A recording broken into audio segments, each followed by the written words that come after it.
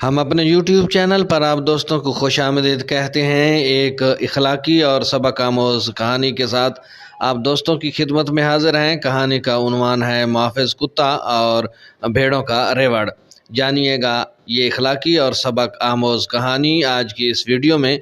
जुड़े रहिए हमारे YouTube चैनल मोटिवेशनल ट्रेंड्स के साथ। बिस्मिल्लाहिर्रहमानिर्रहीम वस्सलातु वस्सलामु अला रसूलिल करीम। अस्सलामु अलैकुम। मैं उम्मीद करता हूँ कि आप सब दोस्त खैरियत से होंगे और ज़िंदगी की हकीकी खुशियों से लुत्फ़अंदोज़ हो रहे होंगे। जी हाँ, आपके सामने एक तस्वीर में मौजूद ज़ख्मी कुत्ता दिखाई दे रहा है।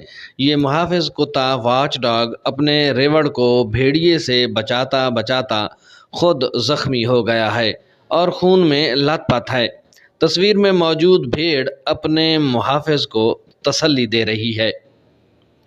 इस तस्वीर में एक ज़बरदस्त सबक है कि जॉइंट फैमिली में भी एक ऐसा ही मुहाफ़िज़ होता है जो फैमिली को बचाते बचाते खुद टूट फूट का शिकार हो जाता है।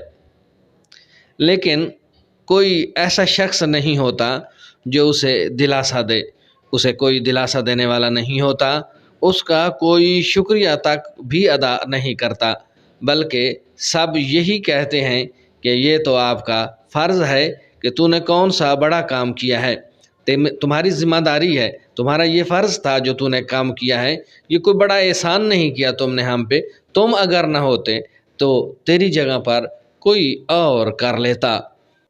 आज की इस कहानी से हमें ये सबक मिलता है कि हमें अपनों की कदर करनी चाहिए, उन्हें कभी अकेला नहीं छोड़ना चाहिए। उनके दुख दर्द में शरीक हों, वो परेशान हों तो हम उनसे पूछें। जब भी वो कोई काम करें तो हमें उनका शुक्रिया अदा करना चाहिए। बहुत कम लोग ऐसे होते हैं कि जो दूसरों का शुक्रिया अदा करते हैं। लिहाजा अपने बड़ों का शुक्रिया अदा करें कि वो आपके लिए बहुत कुछ कर रहे हैं। अब तक के लिए इतना ही। वीडियो पसंद आए तो लाइक कीजिएगा, शेयर कीजिएगा और कमेंट सेक्शन में जाकर अपनी राय से ज़रूर आगाह कीजिएगा। आपकी दुआओं का तालिब आपका अपना खान गुलाम मुस्तफ़ा बलोच।